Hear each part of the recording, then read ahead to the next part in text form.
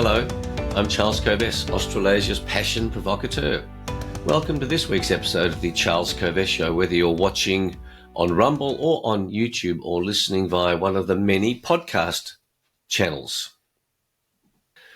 This is the place for you to be inspired to live a life of passion that is guided by your self-awareness about who you are and what you want your life to be. Passion is a source of unlimited energy from your soul that enables you to produce extraordinary results. One of my favorite quotes is that greatness can only be achieved with passion. So let's get into this week's topics that might inspire you to achieve your greatness. This episode is inspired by a presentation by Shane Leong at the World of Wellness last Sunday. I urge you to join the World of Wellness. The link is in the show notes, wowintl.org. It's a wonderful organisation that is setting up an alternative source of health information and an alternative health system. Julie and I are both members, and it's not expensive. Shane spoke about the principle of owning your wellness. And you know, particularly for those who've been for 229 episodes, this show is all about your health, your wellness, and living your life unhindered by poor health, poor wellness, poor vitality. The Bible in the Old Testament, Leviticus chapter 17, verse 11 says, "For the life of the flesh is in the blood." Your blood is the carrier of your life. Your blood is just so important. As you well know, it's the carrier of your life. What I want to inspire you to do is to deeply appreciate the opportunity that your blood gives you. Your blood gives you to discover what you need to be fully vital, fully well, fully healthy. Now, many times I've said how everyone is unique, everyone is a weirdo. There's nobody on the planet like you. So how could a standard protocol based on what's called evidence-based medicine be appropriate to the unique you? This is what I want to unpack for you. Blood tests tell you what is in your blood, of course. There are 68 available blood tests here in Australia and around the world. 68 different tests.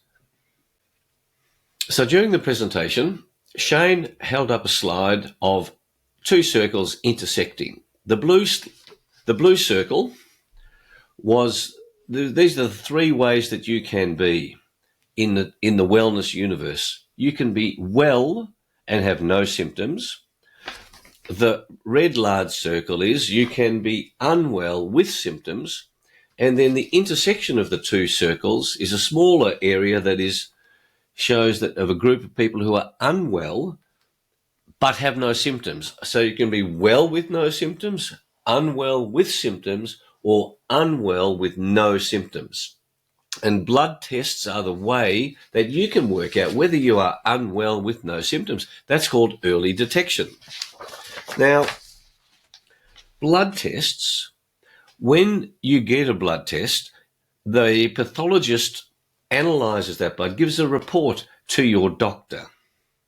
And the reports in each of the tests that are taken, many times only 12 tests, nothing like the 68 that are available, and I urge you all to get the 68.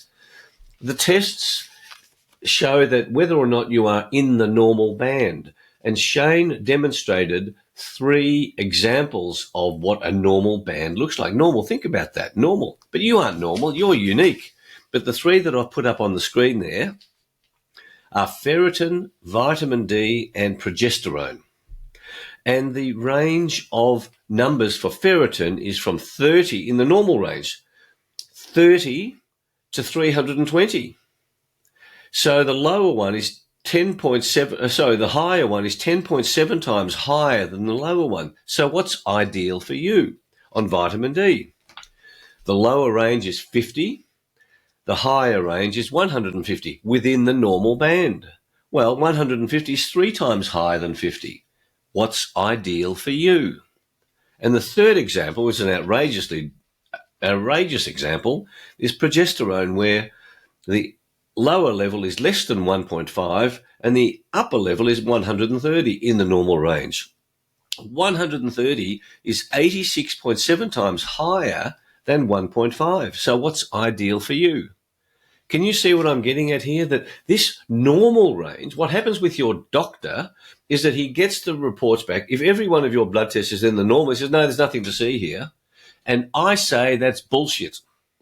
On any sensible way of thinking, that is bullshit. Because when you look at all of the slight nuances that can be making you feel unwell, low on vitality, low on wellness, it is such a ridiculously broad range. And when you look at 68 blood tests and those huge ranges of normality, you start to go, gosh, analysing what this means, and by the way, there's more than 8 billion permutations and combinations with 68 blood tests on this normal range.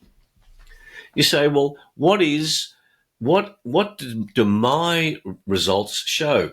And I put to you that most of the doctors who treat most people are simply incapable of analysing what the blood test results mean. So my message to you is, number one, and reinforcing what Shane says, get your blood tests done. I've had them done numerous times. Get your blood tests done and then make sure your doctor can analyse them. And I've had many horror stories, and please send in by email good stories and bad stories of poor analysis of your blood test results. And please go to your doctor and ask him, so what do my blood tests mean? Oh, they're normal. No, that's not what I asked you. So what do my blood test results mean? Are you capable of properly interpreting this? What have you learnt about this? And your doctor will be uncomfortable about that. Well, I put to you that your wellness and your vitality is your responsibility, not your doctor's. If you're leaving that to your doctor, who says you're within the normal range of everything, you are not taking responsibility. You are putting your life at risk, your health at risk. And it's always said that early detection is crucial to helping resolve any health problems that you have, being unwell with no symptoms. So that's the big message of today. Your life is in your blood, so start taking a deep, deep interest in it. And when you get these blood tests, you keep them in a folder and you observe them. And Shane recommends at least once a year you get these blood tests done. In Australia, it's paid for by Medicare. Get the full suite of blood tests and then get someone competent to look at them and then see what's happening over the course of time. Now, over the course of time, as you know, I drink coffee because I love it. Oh, it's so beautiful. Again, I ask you, send in to me by email, charles@covest.com, any good and bad stories you've had or stories you've heard about your friends who have had incompetent analysis of their blood test results or wonderful analyses of their blood test results, or a situation where they weren't getting good answers, but they went to another expert to analyse them and then got excellent answers. Next topic, vitamin C. I am stunned at how many people do not understand the value of vitamin C for their lives. I'm constantly meeting people who I think are highly intelligent who know nothing about vitamin C. I met someone recently who's going through prostate cancer. I said, how much vitamin C do you take? He says, I have an orange juice each day. That was his total alleged intake of vitamin C. I've said to you that I take 7,000 milligrams of vitamin C every day when I'm well. If I'm unwell, I increase the dosage. I want to refer you to a wonderful 13-minute presentation by Professor Ian Brighthope, where he explains precisely what vitamin C is. It's a redox agent. Your body needs vitamin C. as a mammal, it cannot. You and I are mammals. Mammals cannot produce their own vitamin C. You need it. I need it. Julie needs it. Understand how much of this wonderful material you need for the proper functioning of your body. And if you're low on vitamin C, you will be nowhere near as vital and as well as you could be. That then impacts on your energy levels. That then impacts on your ability to achieve results. That then impacts on your ability to be great. I might point out that a number of doctors say that vitamin C does nothing. I say to you that any doctor that says vitamin C does nothing is ignorant. And I would say negligently ignorant, because they have clearly not studied the enormous amount of material that is available about the benefits that vitamin C gives. And that's why I urge you to watch the 13-minute segment. The link is in the show notes, from Professor Ian Brighthope. Now, one of the other issues that happens for people is when they're awake, they say to me, well, where do I go to find similar people? Well, Julie and I run a meeting every Friday night. If you don't know about it, come and join it. It's called FOAM, FOAM, standing for Fighters Opposing Autocratic Maniacs. The website is foamgroup.online. We've been meeting for 4 years on Friday evenings, Melbourne time, at 6:45. Come and meet like-minded people on a Zoom call. It's of wonderful value. As I said, it's been going for 4 years, and people get enormous value from the connections they make and the information they gain from a live conversation. Next item is fertility rates. In other words, I'm urging you now to understand the impact of low fertility rates. And an excellent magazine produced by the National Civic Council called News Weekly published fertility rates for Australia. For a country to maintain its its population, it needs to have a birth rate of 2.1 children per adult woman. Australia's fertility has dropped from 1.9, just under 2 per adult woman, in 2010, just 15 years ago. It's now down to 1.5, just under 1.5. In Europe, countries are under this, and you start to look at, gosh, why do we have to maintain fertility rates? Because if you don't maintain the population, you have an aging population, which is a massive, massive impact on the vitality of a nation. This chart, this question of fertility rates is I'm not going to go into all the elements of it, but countries that are aging have significant problems. Japan is a wonderful case in point. Now, you might say, climate change means that we shouldn't be having children, that the population is putting the world under strain. That also is bullshit, and I call it out as bullshit. There is no climate emergency. We have an environmental emergency. That's why I'm heavily involved with hemp and organic farming. That's not a climate emergency. And anyone who says this planet is at risk of irreparable harm is telling you lies. They're spreading fear porn. I reject the whole climate emergency nonsense. The harm that that's causing to people, allegedly to save them, it will kill people. It impacts on GDP, it impacts in so many ways. Energy is how this planet, how humanity harnesses the magnificent life that is available on this planet. Without affordable, available energy, your life will be significantly damaged, and all in the name of a bullshit hypothesis that the planet's getting warmer. In fact, I saw something recently published by the Irish government that the 2024 was the hottest year on record. That too is this famous BS concept. That's simply not true. So what I'm saying is, not having children because you want to save the planet is badly flawed thinking. Next, I have adopted the suggestion of John Rappaport in all the groups that I'm in, and I urge you to adopt it, of adopting the mantra, medical truth now. Bobby Kennedy the Secretary of the Department of Health and Human Services in the USA, is starting to take some good steps. The mantra is this: medical truth now. And he understands what that means. We want truth about medical research. We want truth about medical interventions. We want no mandated medical interventions. That's a breach of the Nuremberg Code. Your body is your fortress, your castle. You have the inalienable right to reject any medical intervention. Medical truth now. Don't be gaslit on health matters.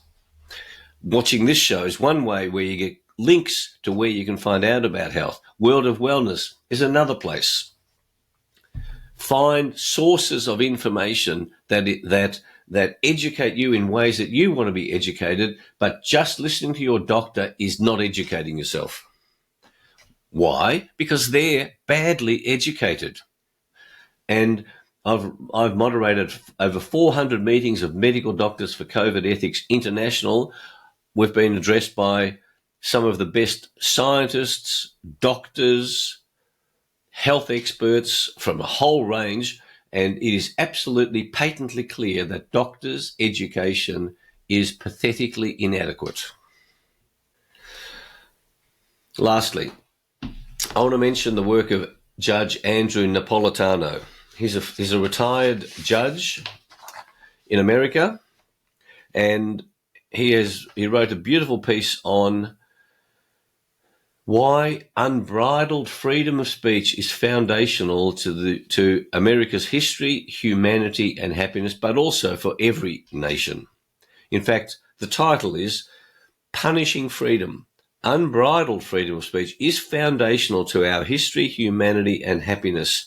It's a wonderful article. I can email it to you if you would like to see it. It's published in the Washington Times. Andrew Napolitano's website is judgenap.com, judgenap.com. It's got a wealth of information about freedom. But I want to read to you the last paragraph. Unbridled freedom of speech has been and remains utterly integral to our history, humanity, and happiness. It is the principal protection of all other freedoms. Without it, we will become servants to whoever runs the government. Beautiful quote, and I've been saying that for a long time, that the communist strategy, that anyone who wants to take away your freedom, they start with attacking freedom of speech. I urge you all, never let someone tell you you shouldn't be saying something that you, in your passion, in your self-awareness, want to be saying.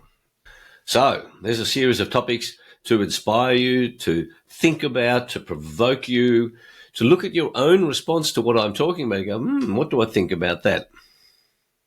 I hope today's show makes a beneficial difference to your life, a life that I believe is meant to be all that you are capable of making of it. That's why harnessing your passion is so important, because it's a source of unlimited energy.